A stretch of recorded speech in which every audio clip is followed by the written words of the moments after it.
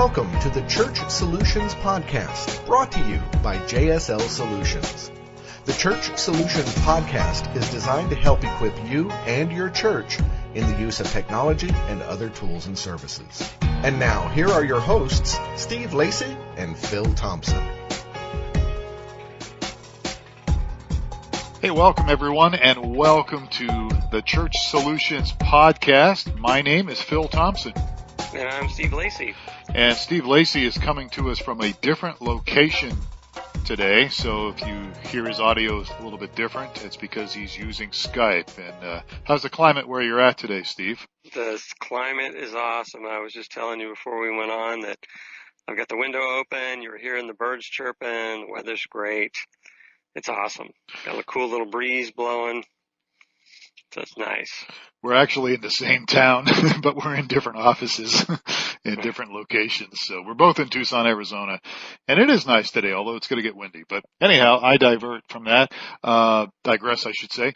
So we are, this is episode 2 of our Church Solutions podcast. Steve Lacy is our founder and president of JSL Solutions, and we do streamingchurch.tv, which is streaming video. We do churchapplive.com, which are, of course, mobile apps. And then we have myflock.com, which is the website and the church management tools for all that stuff. And this podcast is not just about technology, although we're going to touch on technology, and there'll be some episodes where it's just strictly technology.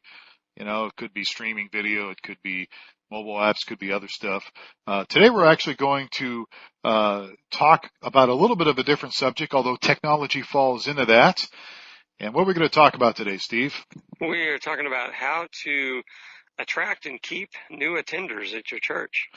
Exactly. And this is a question I get a lot for people that are trying to get people to watch their streaming online stuff, but it also kind of applies to just your church in general. And I want to say right off the bat that Steve and I have, even though we're working for this company here that does technology stuff primarily, we have both got a ton of experience working with local churches.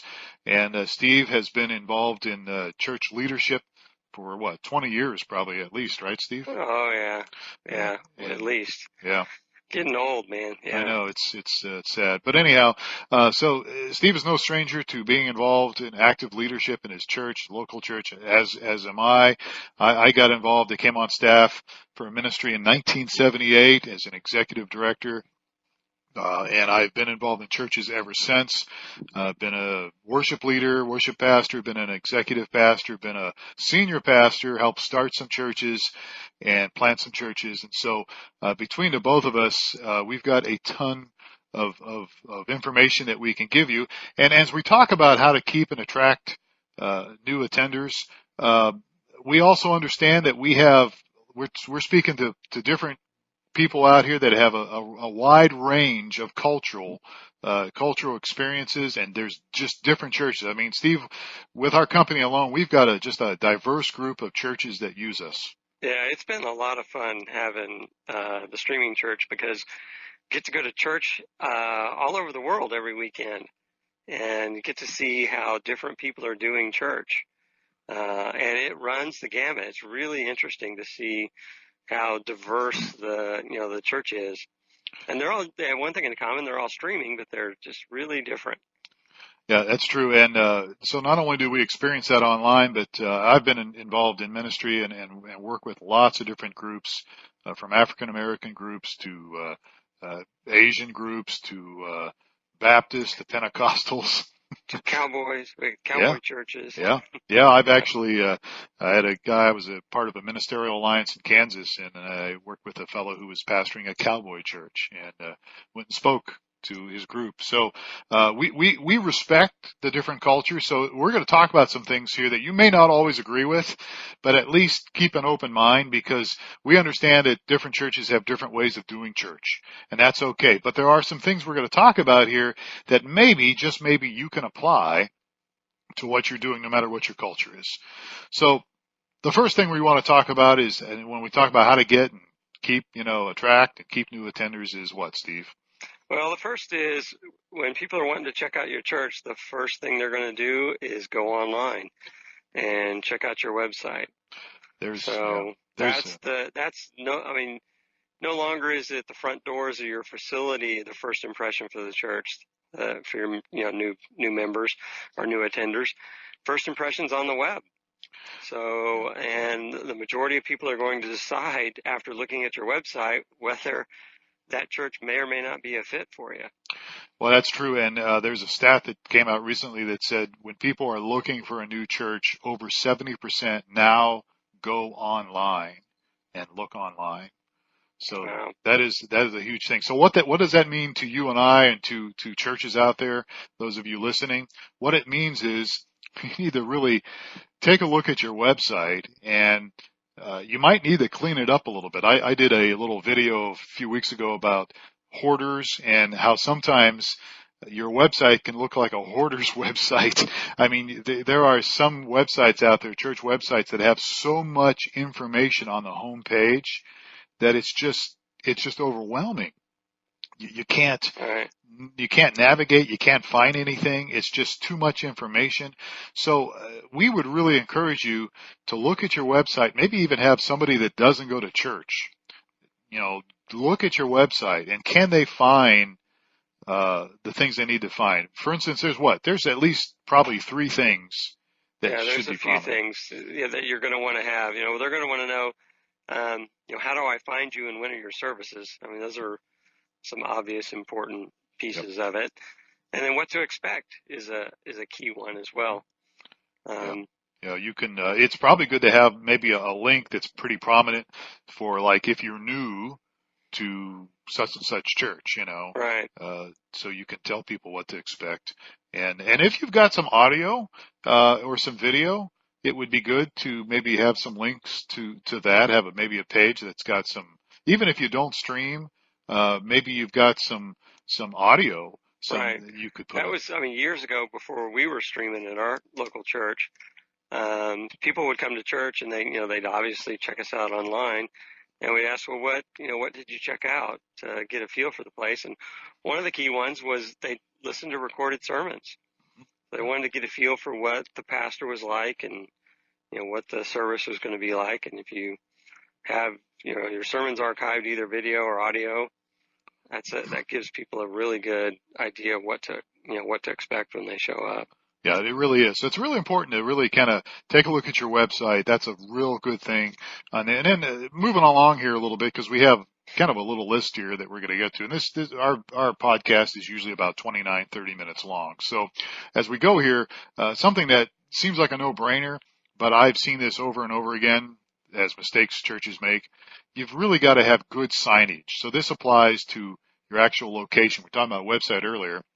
But good signage makes a huge difference when it comes to attracting people to your church, and those people who are looking for a church, they drive by. I recently was working with a church who put some signage up, and it wasn't really high enough. They were in a situation where you couldn't see the sign. It's like, hey guys, you got to do something about this. You got to make it so people can see it.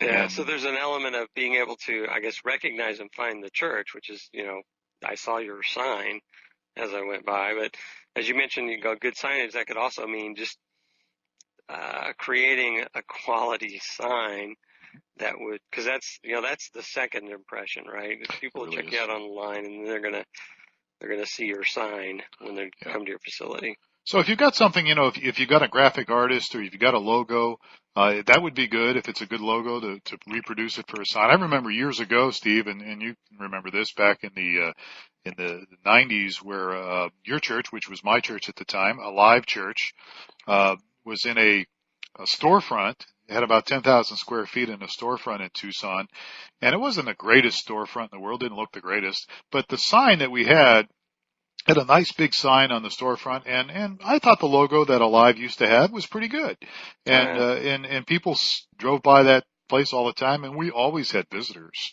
coming through the door, and they saw the sign, and the sign was big, it was easy to read, colorful, it was red and white, and a nice little logo that I don't know if Jeff came up with that or somebody did, but it was a good signage. So don't underestimate your signage, and if you don't have something to work with out there, maybe you're stuck and you're stuck with a sign that is just ancient. Look into maybe refreshing it, maybe replacing it. And another thing you could do is also you could put up some nice banners. You can get banners made today. Vistaprint does banners, and you can put together a nice banner, and you could put a banner up that could also attract some attention. Mm-hmm. So to keep in mind, especially if you're doing a new series or something that's interesting. Or you could do both. I mean, you have your sign and then put the banners up for special events. Yeah. A lot of churches around us are starting to use that. It really does. Some churches are using sandwich board signs, and they seem to me a little annoying, but we have found that sandwich board signs do work. They do attract people, and people put them on different corners, maybe right down the street Mm-hmm. of the church. And so if you're in a location that will let you use sandwich board signs, and again, if you do it well, I mean, don't just put up a crappy looking sandwich board sign. Put up something with maybe your logo and something with nice fonts, but it will make a difference. It really will. We went through a season at Alive where the signs on the streets were just made a great difference. I mean, there were all kinds of people coming to church through the signs. Yeah, it really does make a difference. And so, let me touch on this. It's not on my list here, but if you can put together a good mailer, bulk mailer, some people say that that's not working anymore, but I think it still can work if you put together a nice, well-produced bulk mailer. Yeah, you had told me a story about you had done a couple of mailers, right? And one kind of flopped and one did really well. Yeah. That was when I was starting a church in Kansas, and the mailer I did, the first one I sent out was okay, but the second one I sent out, and I actually used a company. I can't remember who they are. I think you might know who they are. I don't know if I forget the name of them off the top of my head, but they had a graphic that I thought was really kind of nice, and it was this big old dog. It was like a pug or something. I don't know what it was, bulldog, and this dog was licking the face of this girl that was, smiling, and it attracts attention. There's a lot of pet lovers out there, and on the front of the postcard you have this dog licking the face of this girl, and it says, "We're kind of like this, only not as messy, I think, or not as sloppy, or something like that." And in the back was, "We love people," and the service times and all that. So mailers can work. Don't underestimate them.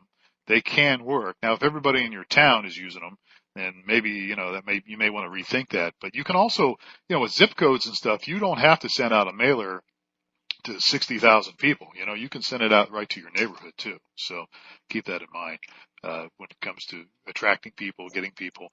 And, also, let's just kind of move on here unless you got something else to add to that, Steve. Well, I was just one thing, deviating from the list as well. One of the key things that I forgot about before we started this thing was, advertising on the web. Mm-hmm. And one of the most effective things that we had done in Alive was take out Google AdWords.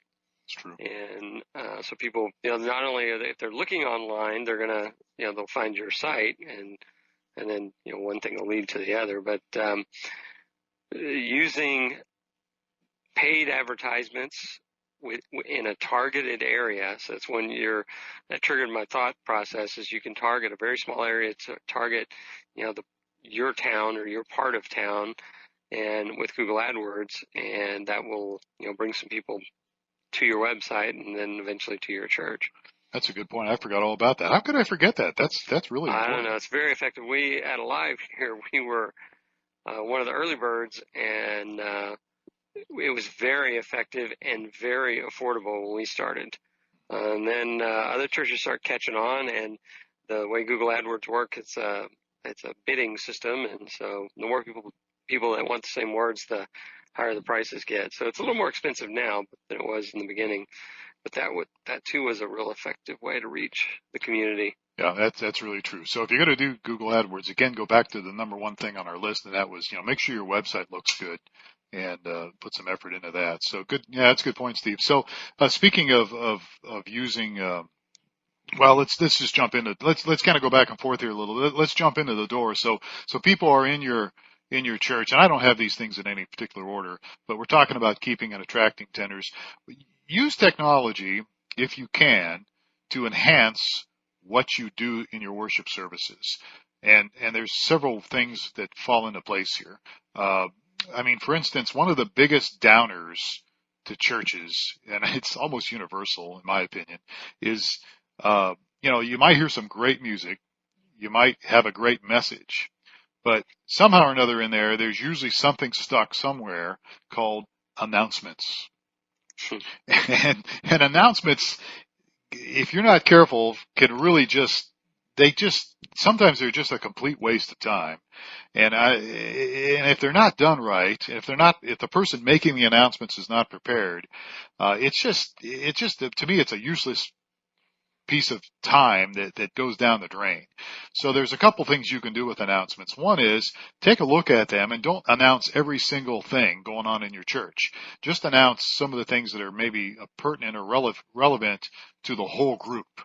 So the whole people, so if you've got something going on with the kids ministry, it may not be relevant to everybody in the worship center or the sanctuary. Just have that listed in your bulletin, and we'll talk about program guide here in a moment. But list the things that are really, apply to everybody in the deal. And then I would strongly suggest that if you've got, if you've got a projector and you've got, if you're putting music up on slides, make some announcement slides and have those correlate with the person making announcements. So if they're talking about some event going on at the church-wide event, have a graphic up there and have it up there and, use it to benefit what you're doing. You use it to enhance the announcement. So you'll keep people kind of entertained, and not. All right. Another thing you can do as well, I mean, along that same lines, is we started doing recently is just videotaping the announcements. Mm-hmm. Yes. That way you can get them really polished. The announcements person can take as many takes as it needs for them to get the video just right, and then do a video announcement. And just it kind of spices things up with just a change of pace. Sometimes there's video announcements, sometimes it's in person.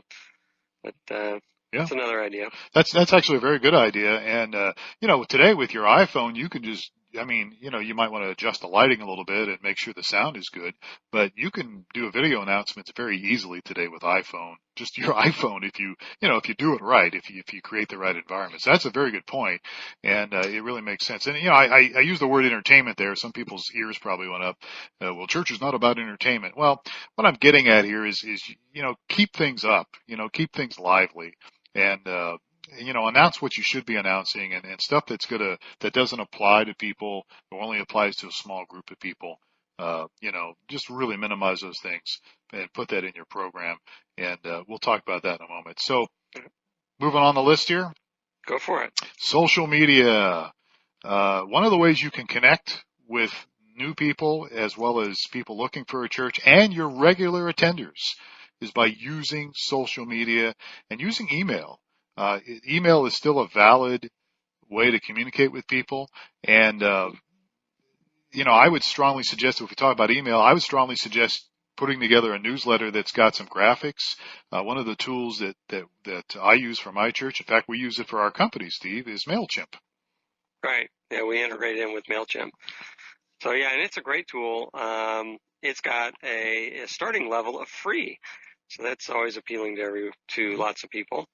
And it's a way to put together a professional newsletter and send it out to your mail list. Yeah, absolutely. And there's other things out there. Constant Contact is another one that's paid, and that's a good one. And the nice thing about Constant Contact and MailChimp is there's tracking as well too. You can actually find out how many people opened it, and they even have helpful suggestions on how you can improve your newsletter, how you can get more people to read it and open it. So you can use that and get people on your list, and again, don't send out junk. Send out good stuff that people need to know, stuff that they're going to be interested in.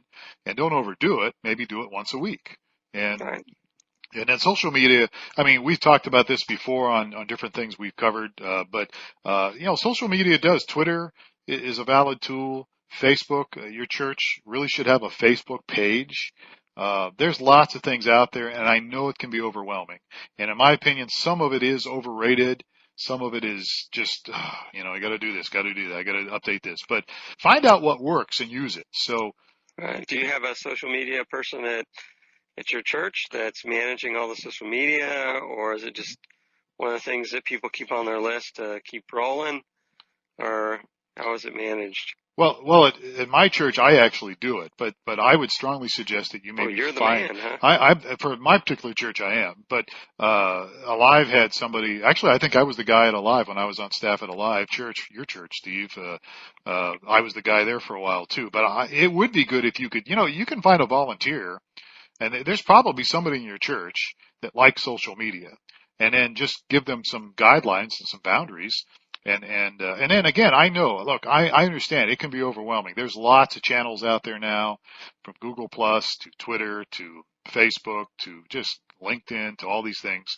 But, maybe start with one or two and see if it works. And that's a whole nother subject that we don't have time for. We're already 20 minutes into this, but social media can work, but I'd emphasize the newsletter. So here's another thing that's important when people are walking into your church.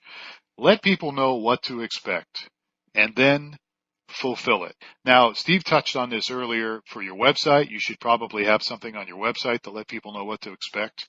And you need to fulfill it too. So when people come, if you say this is going to happen and something doesn't happen, it can be Yeah. a real Yeah, or bummer. you present a particular picture and you want to make sure that, yeah, it's accurate and authentic.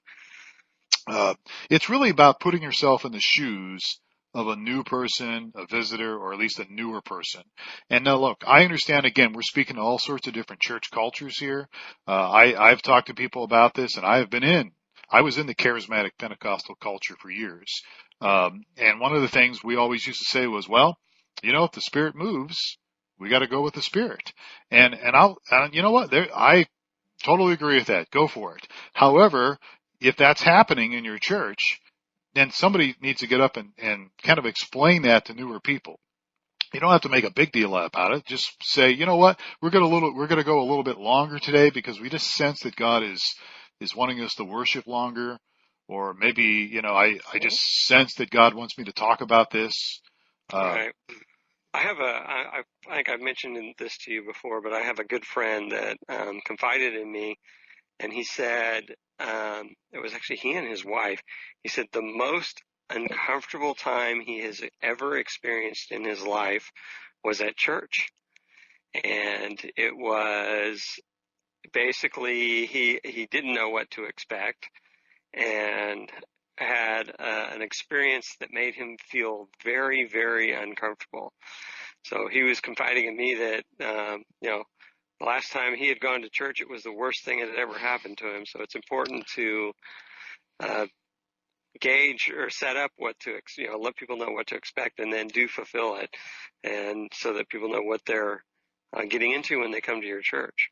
and that's kind of sad that he may never go to a church again, and hopefully he will someday. But again, if you're Pentecostal, if you guys do things differently, that's fine. Nobody's judging you. Go for it. But you might want to list on your website and maybe even in your program just a little bit of your mission statement, your vision.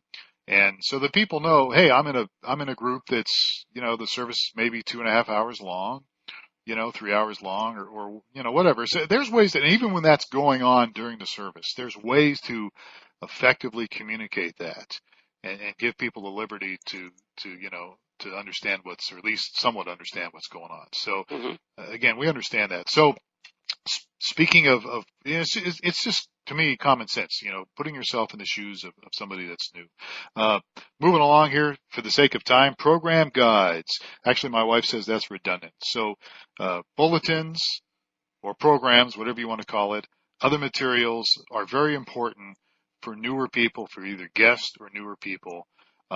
And again, I touched on something earlier about, if you have announcements, don't stand there and announce everything for 10 minutes. Your announcements, if you have somebody that makes announcements sometime in the service, maybe keep it 2 minutes, or, at the most, 3 at the most. But you can put information in your program guide. But again, make sure that you put it in there concise. Doesn't have to be long things. Try to make it so that it's easy to read. Maybe give people websites they can go to or email addresses so when they want to take it home, they can always ask questions, send an email out. You should have material on hand that people can look at that explains your vision of your church, your purpose of your church, some of the other ministries that you've got going on. Just very important. for newer people. And, and by the way, this is a side note. Make sure you proof your bulletin. And if you've got somebody that, if Betsy's doing your bulletin, and God bless her, does it every week and she's a great servant, but she makes lots of typos, you don't necessarily have to fire Betsy. Just have somebody else proof it before it gets printed, and, make some changes on some things, because nothing speaks more about haphazard stuff than having just a bunch of typos in your material. I understand it happens, but, to have it consistently, that speaks volumes to, the quality of your church. So, So next one on the list, greet. talking about greet, but don't embarrass guests. Yeah. And this, again, put yourself in the shoes of a newer person. I think you should have greeters, that are available to, give somebody a program, shake their hand, show them where the bathrooms are, show them where the kids ministry is, whatever they need, answer some questions, but, they don't have to be overwhelmed. And then I know that a lot of churches do this in their service. In fact, my church does this. We do music, we make an announcement or two, and then we ask everybody to stand up and greet one another. I don't like it, but that's something they've done for years, and we don't make it a long, drawn-out thing. We spend a minute or two greeting people, and then we move on. So I'm not saying you have to do that, but calling people out and having them stand up, hey, if you're new here, stand up. And one of the things that I experienced in college that I thought was really neat. I went to actually a large church and was just visiting the church, and they had a meet and greet session with basically the pastor would very quickly say, "We have some new people here. Everybody stand and greet the new people." And the new people didn't know what was going on. So they'd stay seated in their seats, and everybody else stood up. And so, if you're stuck sitting in your seat because it was your first time, you didn't know the drill, then the people around you were, greeting you. And it was actually it was a nice way of getting greeted without being shoved out in front of the rest of the church. And, I thought it was a neat little, twist on rather than having, the new people stand up, is have everybody stand up except the new people. Okay. Well, that's a twist. That's definitely something different, so maybe not quite as awkward. So again, I know there's different cultures out there and different things, but again, just be sensitive to your new people and greet, but don't, overwhelm them. Children's ministry, we got to move on. We got like about 2 minutes left. Children's ministry area. This is real important. If you're trying to attract young families, new families, and keep them, really make sure your children's ministry area is up to snuff. Make sure you've got good workers, people that have been, honestly, I believe you should really do background checks on your children's workers, your volunteers, and really, make sure the area is clean and neat. And, again, this is important for young families that their children are taken care of.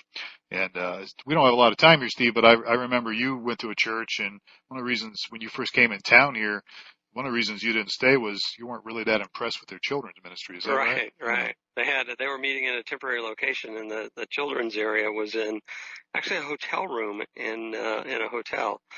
And it was not designed for little kids, and we had little kids, and they were just actually not a banquet room, but an actual hotel room with a bed and a sink and the whole, television on the wall, that whole same sort of thing. So no, it was not really good. So, Phil, as we're wrapping up here, what if you were to, you put this list together, some tips for how to keep and attract new attenders. What do you think are the top 3 or 4 things on the list? Well, I think that, to attract people, website's got to be good. Your facility needs to be clean and neat.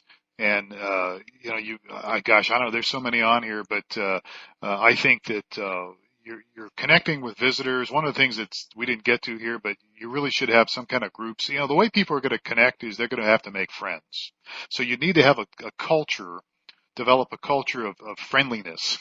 That's a technical term, friendliness, acceptance. Chuck Smith was the founder of Calvary Chapel, and I had an opportunity to interview Chuck Smith in 1981. And his group opened his church in Costa Mesa, California, opened their hearts up to the hippies in the late 60s, and their church just exploded. And some people didn't like it, but he changed the whole generation. He helped change a generation. So I think having a culture of acceptance and being friendly. Look, I think doing everything with a spirit of excellence is important. Not perfection, but just do the best you can with what you got, and just love people and accept where they're at. Their dress might not be the way you want them to look. They may not have the same background you have. They may not even believe everything you believe, but develop a relationship with people. And these basic things we just talked about, from websites to signage to using technology to enhance what you're doing. I think those things add up and they make a difference. Right. No, I mean, definitely some of those things are geared towards attracting the people, but as you mentioned, people are going to stay for the relationships. So, and that's both with, the pastors as well as people they meet, at the church. They'll come for the website or the initial, piece of curiosity, but they'll stay for the relationships. That's right. And so connecting with them and even, follow-up emails. Now, again, not being pushy, but if you're able to capture information, from people on a connection card or something like that. And then, after the next day, maybe send them a letter or send them an email saying, hey, thanks for coming. And let us know if we can help you, if anything. That will add on. So we're out of time, Steve. All right.